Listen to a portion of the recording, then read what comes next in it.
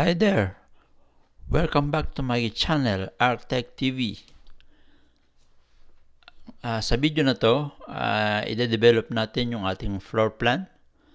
Lalagyan natin siya ng mga columns and grid lines.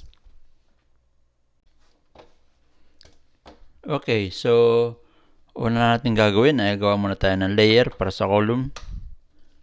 So, layer, new layer.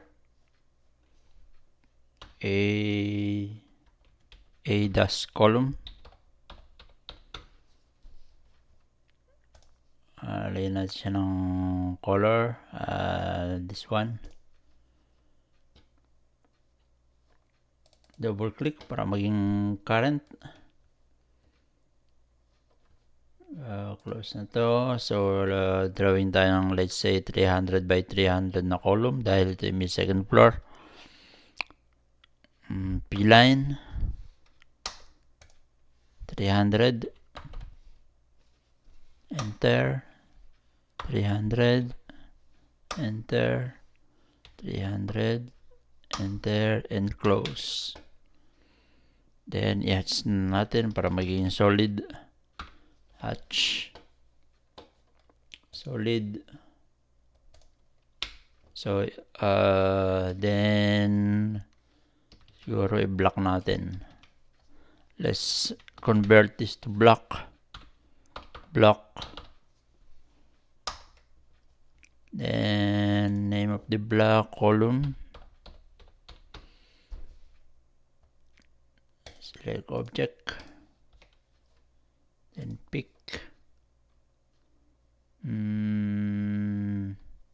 Kahit saan. Up to you. Yan, so meron na tayong column. So yung column natin, pwede natin ilagay, simula tayo dito. Let's say, copy natin dito, dalawang column. Lagyan natin siya ng column dito. Lagyan natin siya ng column dito. Oho. Kailangan nyo i-adjust tong door. Break natin to. Break. Okay. So, tapusin natin ang paglalagay ng column. Isa pa dito.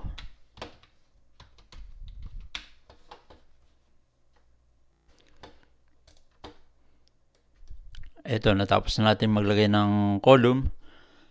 Kapag tapos ang column natin, pwede na natin lagayin siya ng grid lines. So, gawa na tayo ng grid. So, mag-create tayo ng new file. So, new. Then, save as lang natin. File. Save as. Maglalagay ulit tayo sa library. Punta tayo sa library. Save natin ang symbols. Symbols for grid. So, dito natin lalagay lahat ng mga symbols. Save. 7. Hindi natin kailangan yan. Gawa na tayo ng grid. So, gawa muna tayong layer. Layer. New layer. Grid. Kulay ay red. Gawa naman line type. Mag-load tayo ng say what's center. Load. Use center. Okay. So, center yung ating line type. Double click para maging current. Okay, close na yan. Ngayon, yung ating circle para sa grid ay mga ano lang yan, mga 10 or 12 mm. Sabihin natin 12 mm. So, gawa tayo ng circle. Type circle. Click lang kahit saan. Diameter. Gawin natin 12 mm. Nawala.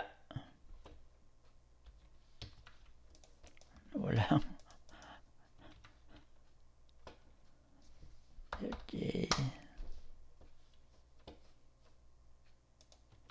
Nawala ang circle. Ayan pala ang circle. Pagka ganun nawawala yung ating ginawa, i-zoom extend lang. Ibig sabihin masyadong maliit yung ating pinagsimula ng drawing. So, ilagay lang natin sa 0.0.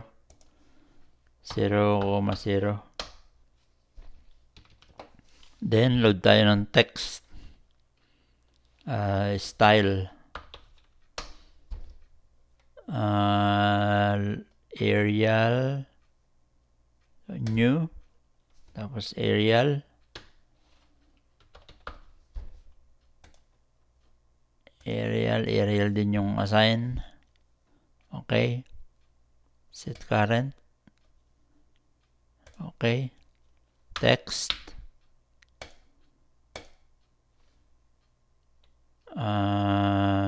One.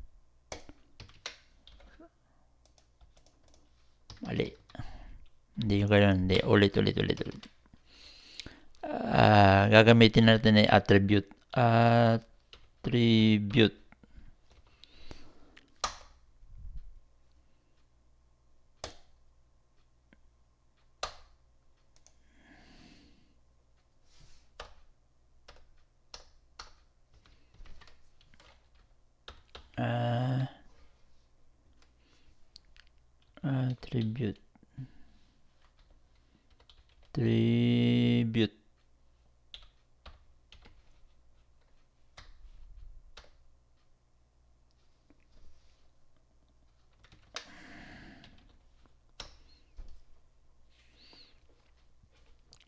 Okay, attribute. Ang tag ay grid. Ang prompt ay lagyan lang natin ng 1, default 1.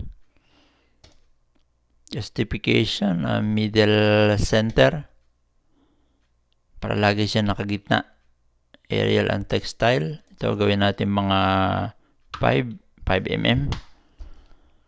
Rotation 0. Okay na.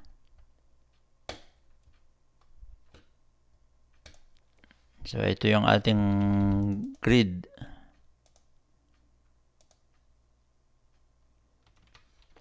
Then, so ito yung grid. Gawin natin continuous naman dito.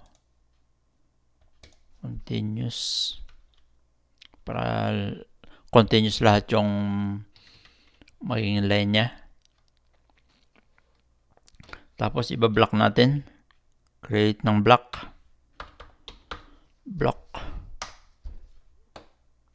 Pangalan ng ating block ay grid. Select object. Pick point. Center. Dito natin ilagay sa quadrant.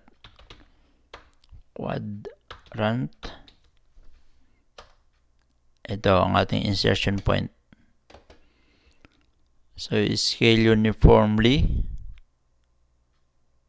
Okay na yan. So, ang grid na masusulat doon ay 1. So, ito ay scale nito ay 1:1. So, save lang ito. Then, punta tayo sa ating plan. From library, i-grab lang. Then, yung button, right button. Keep pressing. Then, drag over here in the plan. Copy. Mapapansin nyo, ito ay napakaliit dahil ito ay 12 mm. Dahil itong ating plan ay nakaset sa 50, i-scale to ng 50. So, i-click lang, then papalitan lang dito sa ang value dito ng 50. Kung ang drawing nyo ay let's say may detail kayo na 1:5, palitan nyo lang ito ng 5. Eksakto na siya dun sa detail. Kung 1:20 naman, palitan nyo rin lang ito ng 20. Yan ang exact fit pagka nag-print. So, okay na tayo dito. Bali, lalagyan lang natin ng ano to. Line. Mas properties lang ito. So, ang layer nito ay grid.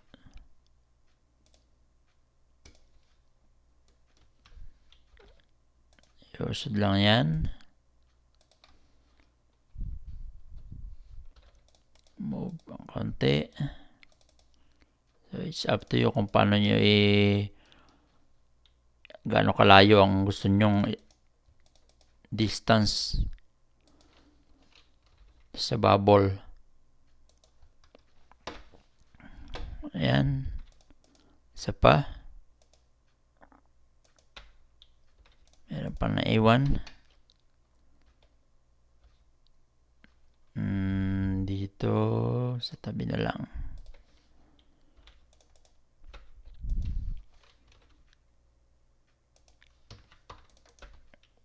Then, palitan lang to. I-edit lang ito. 2. Ito ay 3. 4. Ayan, meron na tayong grid. So, yung horizontal naman, match properties lang. Copy. Copy lang dyan. Copy dito. Copy dito. Tapos ito namang number. Quadrant. Copy rin lang dito. Copy. Copy. Then, palitan lang natin ng ano to. A. B. C. D. So, ayan. Tapos na ang ating grid. Meron tayong grid. So, ganun lang kasimple ang paglalagay ng grid sa ating plano.